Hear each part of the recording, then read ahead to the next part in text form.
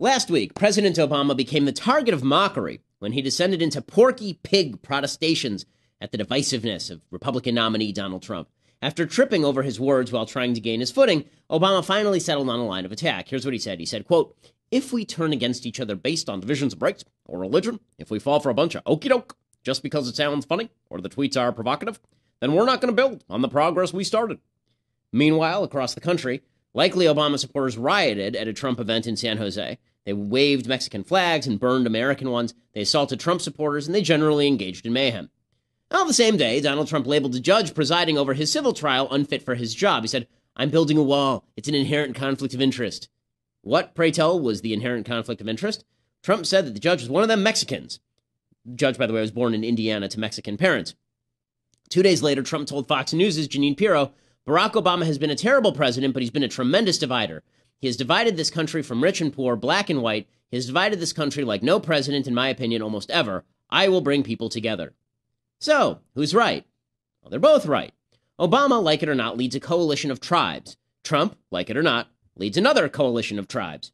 The founding fathers weep in their graves. The founders were scholars of both Thomas Hobbes and John Locke. Thomas Hobbes argued that the state of nature, primitive society, revolves around a war of, quote, every man against every man. In such a state, life was awful, he wrote. No arts, no letters, no society, and which is worst of all, continual fear and danger of violent death, the life of man solitary, poor, nasty, brutish, and short. You learned all this in high school. The solution to such chaos, said Thomas Hobbes, was the Leviathan, the state. He said it was, quote, but an artificial man, though of greater stature and strength than the natural, for whose protection and defense it was intended, and in which the sovereignty is an artificial soul, as giving life and motion to the whole body.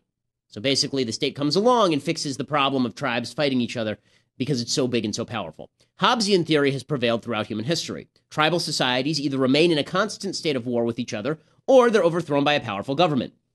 Jared Diamond, who's an anthropologist, he writes that, quote, tribal warfare tends to be chronic because there are not strong central governments that can enforce peace. Those strong central governments often arise, says anthropologist Francis Fukuyama, thanks to the advent of religion, which unites tribes across family boundaries. Right? My family may not be your family, but if we both believe in Jesus or if we both believe in the Bible, then at the very least we have some commonality. The rise of powerful leadership leads to both tyranny and to peace. The founders were scholars of Thomas Hobbes. They were also scholars of John Locke.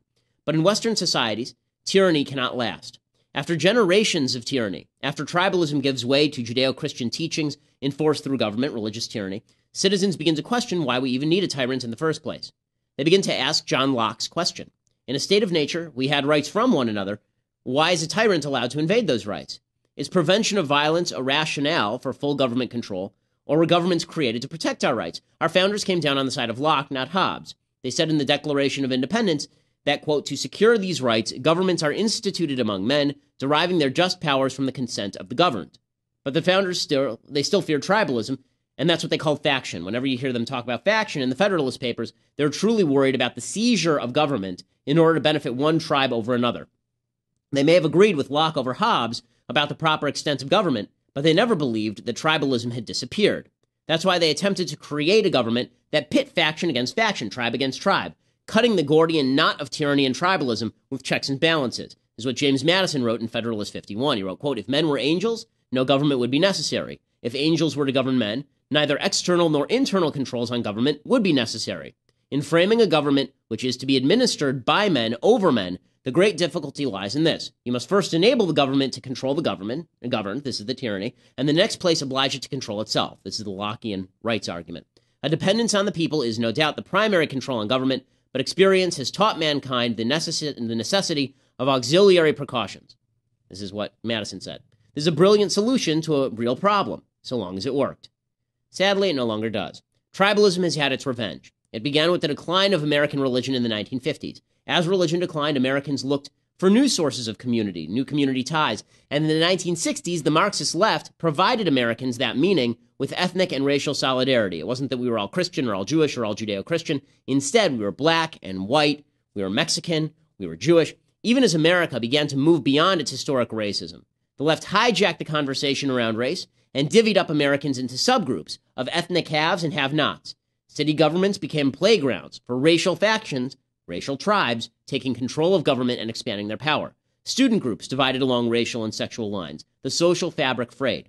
The unrest of the 60s and 70s, that provoked a law and order backlash, a desire for a powerful government that would stop all the tribalism. But for 3 decades, Americans rejected tribalism as a mode of politics. Ronald Reagan, for example, he wanted a stronger crackdown on tribalism. He believed in universal human freedoms. And Bill Clinton rejected Sister Soldiers race baiting, if you recall.